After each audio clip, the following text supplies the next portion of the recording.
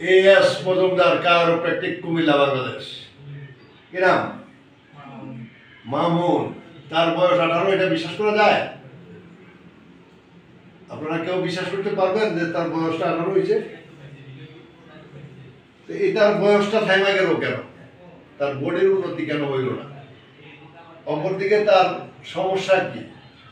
সে বোধহয় ক্লাস 5-এ থাকাকালীন সময় তার মায়ের ইতিহাস থেকে আমরা জানতে পারলাম তখন তার জ্বর হয়েছিল নাকি। তো অনেকে বলছেন ট্রাইফয়েড, অনেকে বলছেন প্যারাটাইফয়েড, অনেকে অনেক রকমের বলছেন। কি কি ব্যবহার করছেন আমরা জানি না। সম্ভবত স্টেরয়েড ওষুধ ব্যবহার করছেন। যে কোনো স্টেরয়েড ওষুধ ব্যবহার করার পরে যদিও জ্বরটা আমার হয়ে থাকে, সমস্যা হয়ে গেছে ভিন্ন। এই সমস্যা এক নম্বরে এখন তার এখানে ব্যথা করে, শুইলে মাথা এদিকে নিলে, এদিকে নিলে, এদিকে নিলে কেমন, নিচের দিকে নিলেও ব্যথা, উপরের দিকে নিলেও এখানে টান লাগে। এটা পুরাটাই তার সার্ভাইকেল স্পন্ডাইলাইটিস। এখন সার্ভাইকেল স্পন্ডাইলাইটিস কেন হইল? তার হিপ জয়েন্টের কি অবস্থা? এখানে যখন স্পন্ডাইলাইটিস হয়েছে তাইলে তার হিপ জয়েন্টটা দেখা উচিত এবং এটা দায়িত্বের মধ্যে পড়ে।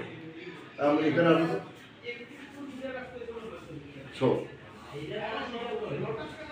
আমাদের কাছে আসার পর আমরা তার ফিজিক্যাল টেস্ট করি, ফিজিক্যাল চেক আপ করি। এখানে এই যে এখানে নেওয়ার পরে তার পাড়া ধরো উপর ধরো, এই শেষ আর উঠে রাখ। আমি ছেড়ে পাউডে আপনি খেয়াল করে দেখেন, পাড়াকে এখানে আটকে দেবো, এখানে আটকে গেল কেন? নামো বলে তোলো, এই এটাও এখানে আটকে গেছে, কিন্তু না তার পা এখানে আসবে, এখান পর্যন্ত আসে না কেন? আবার যদি এই যে এইভাবে একটু ধরি, ওগুলো এই পা তোলো, পা তোলো, হ্যাঁ হ্যাঁ, আর পারে না। এখানে যখন ধরা হয় এটা আরো কম পারে না, তোলা হ্যাঁ তুলতে পারে না, মানে একেবারে 1 কেজি ওজন নেওয়ার মতো কোনো ক্ষমতা তার নেই। অপরদিকে এটা এদিকে ঘুরে না, এদিকে আটকাই গেছে।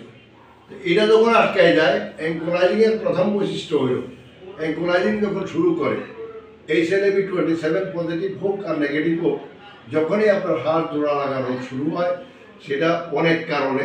একটা কারণ হলো আসার খাওয়া, এর মধ্যে একটা কারণ হইল পড়ে যাওয়া, আরেকটা কারণ হইল জেনেটিক জন্মগত, মানে তার দাদা দাদার কারণ ছিল, আর আরেকটা কারণ হলো প্যাডনিসোলন ওষুধ। প্যাডনিসোলন ওষুধ ব্যবহারের ফলে যখন আমরা বাচ্চাদেরকে প্যাডনিসোলন ওষুধ ব্যবহার করি, ব্যবহার করতে দেওয়ার ফলে যা হয়, আমরা তাদের ফিজিক্যাল এক্সারসাইজ করার মতো এবং ফিজিক্যাল ডাক্তার এই দেশে না থাকার কারণে যাদের যে সমস্যাটা হয়ে থাকে, তখন পর্যাপ্ত পরিমাণ তাকে ব্যায়াম করতে হয়।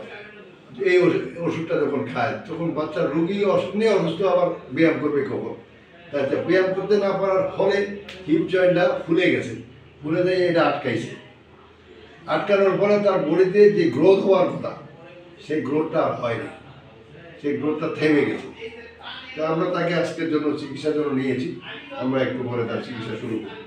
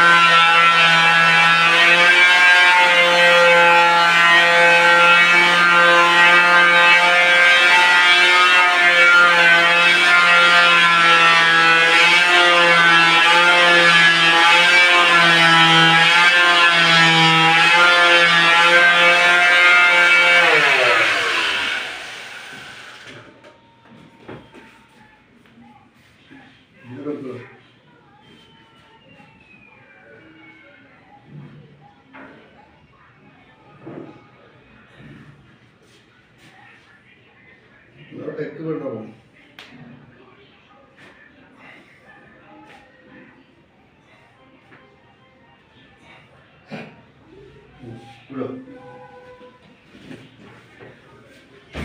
এদিকে নাও,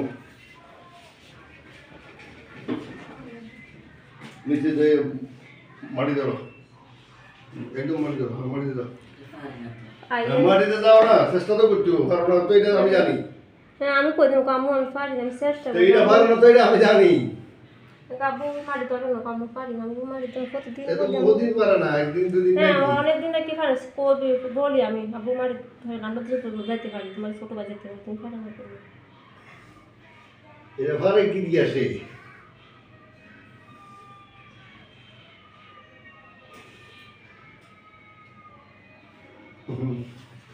এই বেদনা দাও,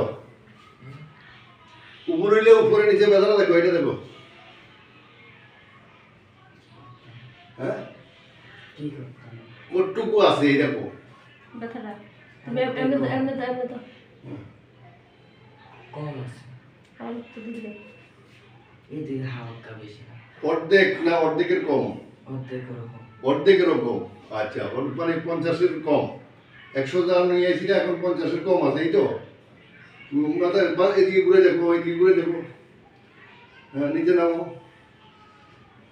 হালকা এদিকে হালকা, এই জাস্ট এখানে আছে, এইটা তো এইটা আরো নিচে নামা লাগবে তো, এটা তোমার একবার মাটিতে যাওয়া লাগবে তুমি।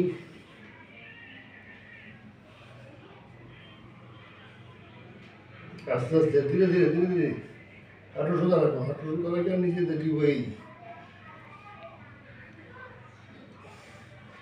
উঠো, এখন এই যে পাটা কত ফ্রি হয়েছে, পা হালকা হয়েছে কত, হ্যাঁ হালকা হয়েছে নি? আচ্ছা ঠিক আছে, আমরা আজকে তার প্রথম সেশন চিকিৎসা শেষ করি এই মুহূর্তে। তাই এখন যেটুকু ওষুধ ছাড়া যেটুকু ব্যথা তোমার কমে গেছে, খুশি নেই?